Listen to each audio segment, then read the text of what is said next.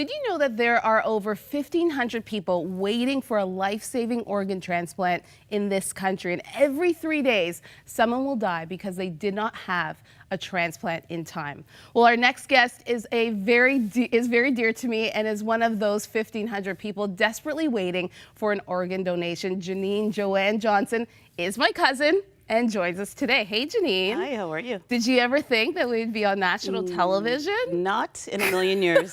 No, not at all. But I'm happy to be here. Yeah, we're happy to have you. So tell me about this. A number of years ago, you were told that you would need an organ donation. Yes, yes. It started back in my 20s. I was diagnosed with lupus. And lupus is an autoimmune disease, and basically it turns your it just fights your immune system. The disease just fights everything that it sees, and unfortunately my kidney was one of the things that it turned against. So I was told back then that, you know, my kidney is declining, but it wasn't serious at that point to start dialysis or anything. And as time went on, it started to get worse, and they decided, you know what, we need to put you on dialysis, and we need to start, you know, looking into receiving an organ, because it's getting from bad to worse. Yeah, and so did the doctors ever tell you how much time you had left or when you would need a kidney transplant? Yes, they don't say when I'll need a transplant, but they did say I had approximately 4 years to live. Wow. And they put me on the list, but the list is about 8 years long. So the numbers obviously doesn't work out. Yeah. So. Tell me what it's like living with knowing that your kidney is not sustainable and also desperately looking for somebody who is willing to donate their organ to you. It's a lot of up and down.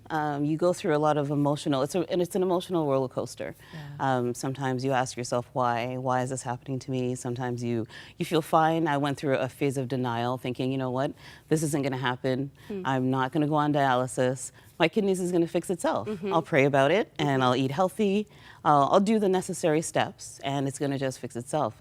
But the reality is you need help, and your kidney needs that help, and that's why I had to start dialysis. I had to, you know, do what was right for me, and just, you know, just keep praying about it, and just take the steps that's in front of you, because the more you're in denial, the longer the process is gonna become, and it's something that you really need to just, you know, just take advantage of what's going on. Yeah. And you think about yourself, but also you have a daughter, you have a husband. Yes. So you're thinking, you have a family.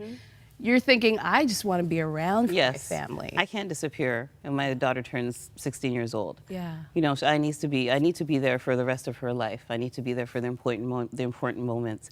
And that's when I decided, you know what, I need to go ahead and do this ad. My mom came up with, she had an epiphany in the shower, and she came up to me one day and said, you know what, put an ad in the newspaper. What's the worst that's gonna happen?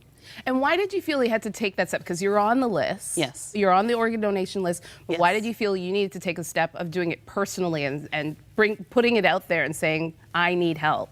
Because I have to take control of my health. I mean, the doctors are doing everything they could. They're putting me on the right medications, etc. But I need to take control of my health. And I didn't want to wait to the last minute when I'm in the hospital bed, unable to get up and do for myself. And it's a long list. Like, it's a long wait. It's a very long list. It's 8 years. Yeah. 8 years, and I was only given until 4. Wow. So I said, you know what, I'm not going to wait until 3.5 years and then decide to get up and do something.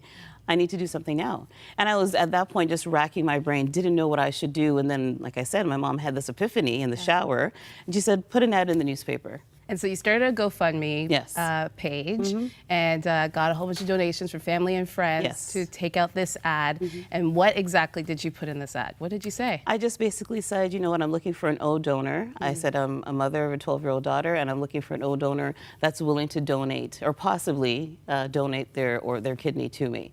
If you're interested, please reach me at this number. And the rest was history. And you didn't know what was going to happen. You didn't Not know at all. People were going to respond. Not if at all. Switch the page and move on. But what happened? You got a lot of response from people. A lot of response. I hit. It was shared over 1,000 times in less than 3 weeks. Yeah. And it was shared on the internet. It went to the States. It went to Saskatchewan, Chicago. I had people responding from just all over the place. Yeah. All over the place. Everyone was just responding, trying to help me, wanting to help save my life. Complete stranger. They don't even know who I am, and they want to help save my life so I can be there for my daughter. Wow. But it was one particular share that got someone's attention. We're going to take a quick break, and when we return, we're going to meet the woman who is literally going to save Jannene's life. Stay with us.